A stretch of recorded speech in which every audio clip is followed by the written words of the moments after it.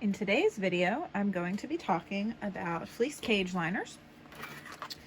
I thought I would also make a video on how to make them.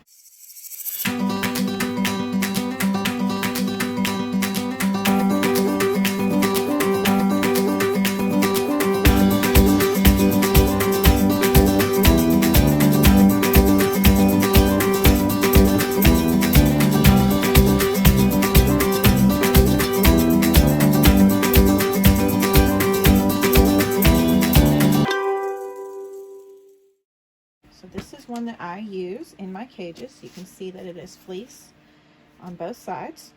Not only is it fleece on both sides, but it has these lines of stitching on it, which we call quilting. And it is top stitched around the edges, which you can see here. This liner is fleece on both the top and bottom, and it has flannel on the inside for absorbency. So I have one over here that I've cut out to sew. I have a piece of red fleece cut for one side, and I have a piece of printed that has been cut for the other side. And on the other reverse side of it, you can see that I have multiple layers of flannel. This time I'm using receiving blankets for my interior pieces, and I'm using, it looks like 2 pieces in this one. Usually I use 3, but I was running a little low. So I have cut the receiving blankets so that they will fit, and I had to actually piece together from other ones to get it the length that I needed, which is why this has a seam down the middle.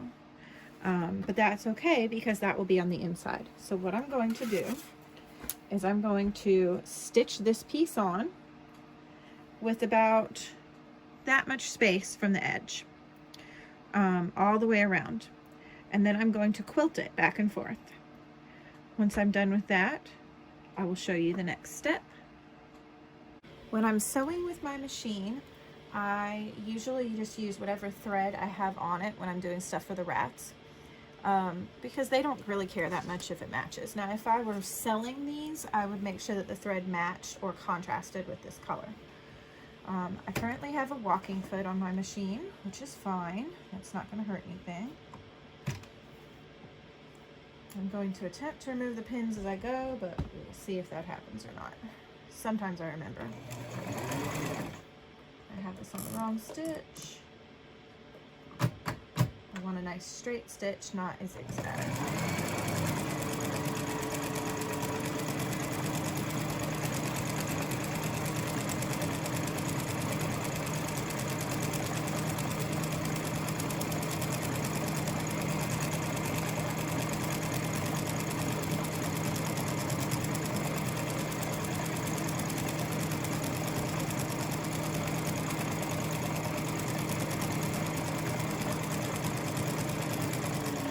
You'll note that my edges don't all line up. That doesn't matter, and I'll show you why in the next step.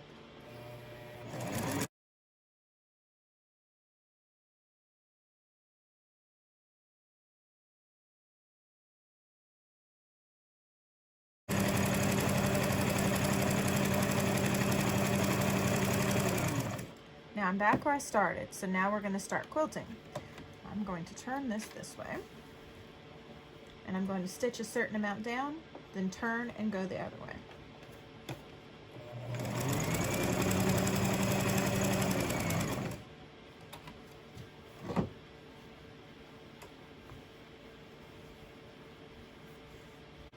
This doesn't have to be perfect.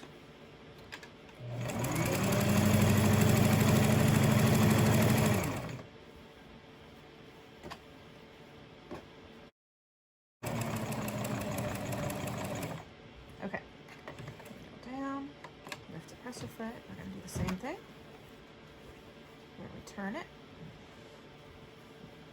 go down a little bit, and go this way.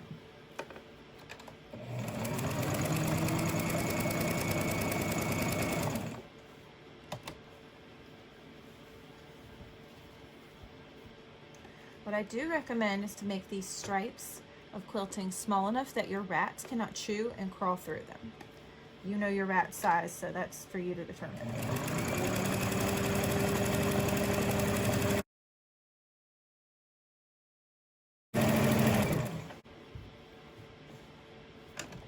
Really should put some shelf liner underneath this.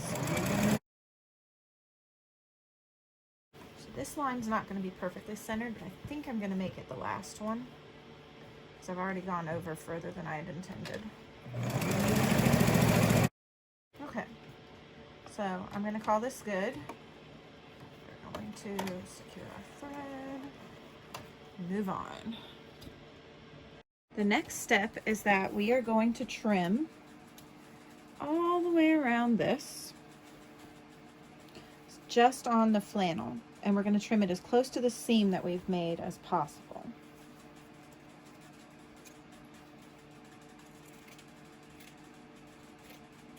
And what I'm doing here is kind of holding that back with my fingers and just trimming with the scissors.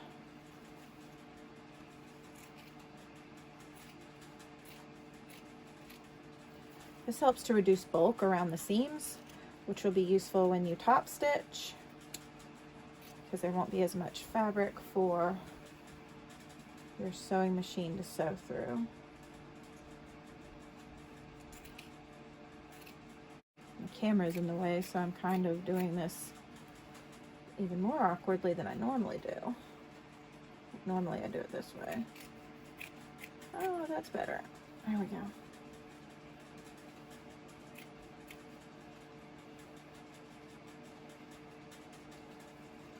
Now I try not to cut through these threads on the ends.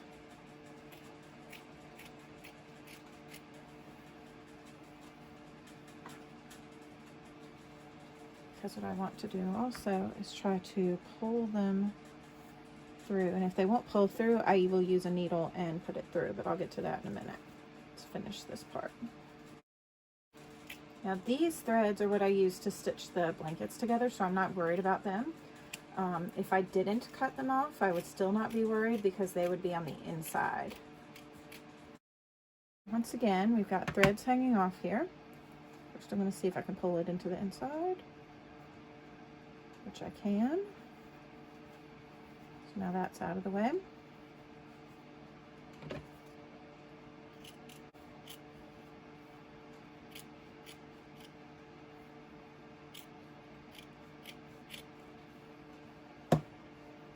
Tie this off.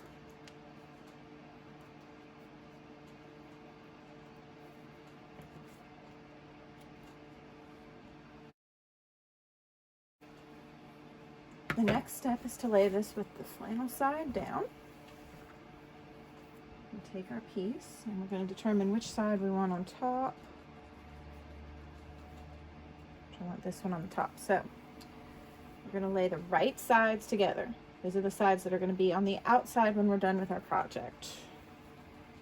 We're going to line it up. I pin the corners. So just thread this end through a sewing needle.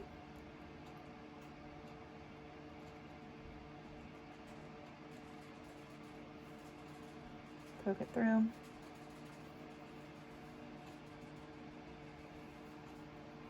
Tie that off real quick. Since this is going to be on the inside, you do not have to cut it if you don't want to. You can save some time that way. Doesn't really particularly matter.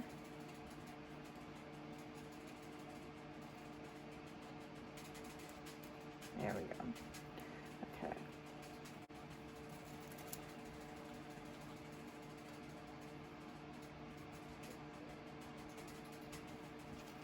Last corner.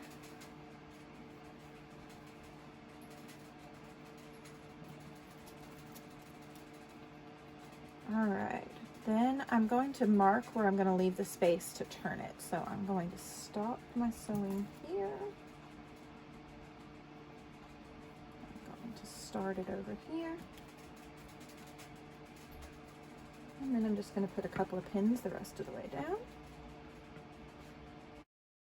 Some people prefer clips instead of pins, but I do not like them. I feel like pins are more precise. And these are super fine glass head pins, so I can actually iron with them and the heads won't melt, though they do get really hot. Burned my finger a couple of times on them. Now we're going to sew all the way around this.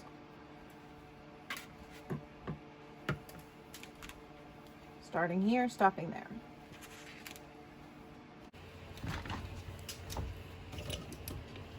Same process, straight stitch. We're just going all the way around this time.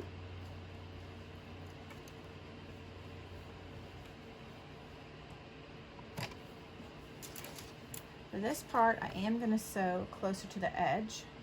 So I am lining up the edge of my presser foot with the edge of my fabric as best I can, since this isn't cut perfect.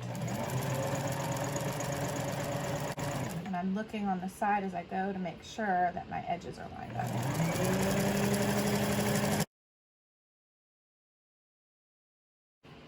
Okay, we're going to stop here.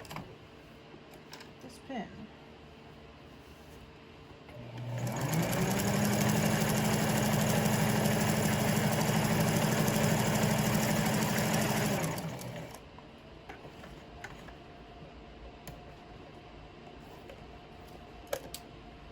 I just dropped that one.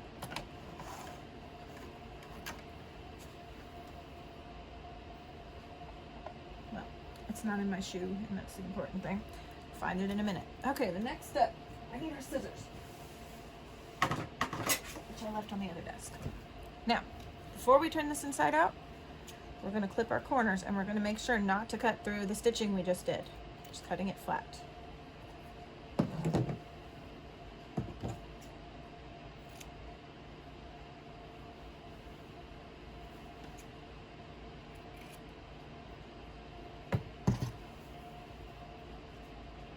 Some of them will be bigger than others. That's okay. All right, now we can turn it right side out. So as I find where that is, here we go.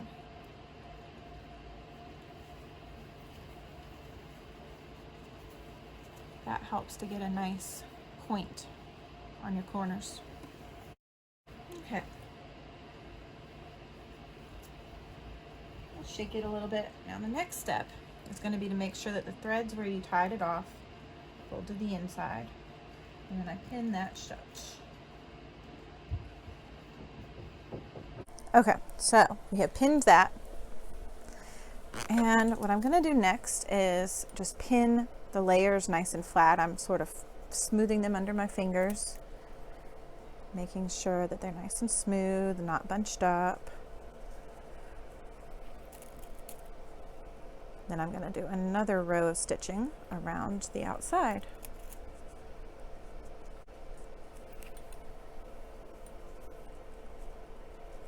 How nice and pointy that corner is. Sometimes I'm lazy and I don't pin them. I just roll it smooth as I sew, but that's a little harder to demonstrate on a video. So I'm just going to pin them for this video.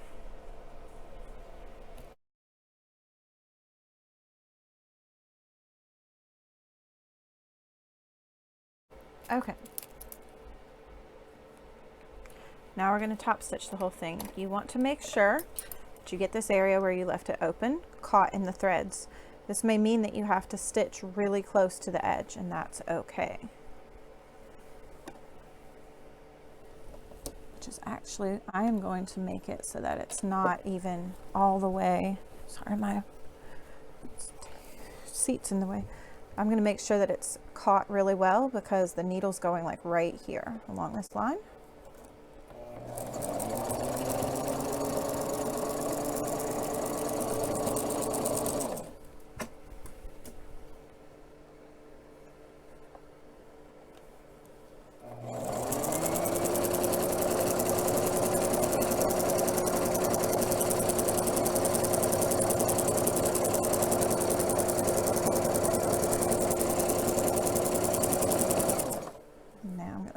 Because my foot is getting caught in that groove. And as I go, if I notice that one layer is sticking out, I'm just smoothing it under.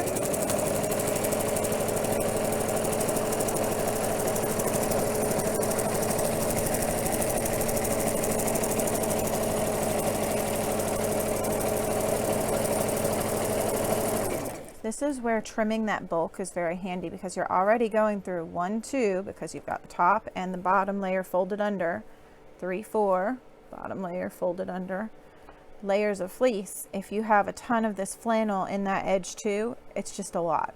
So trimming that bulk away means we're not sewing through as many layers of fabric.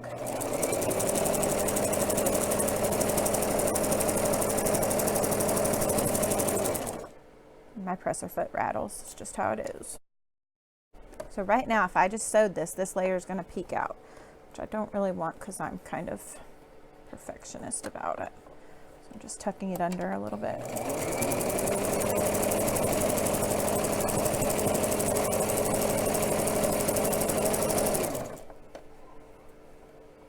It's actually why I don't usually use pins, because then I can just do that as I go.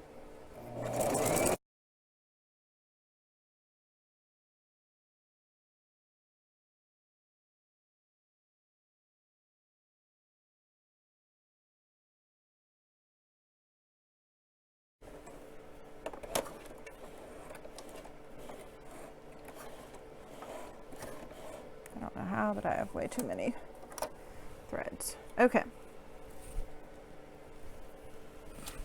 There. Now, I'm just going to take these and make a knot. Take the pins out.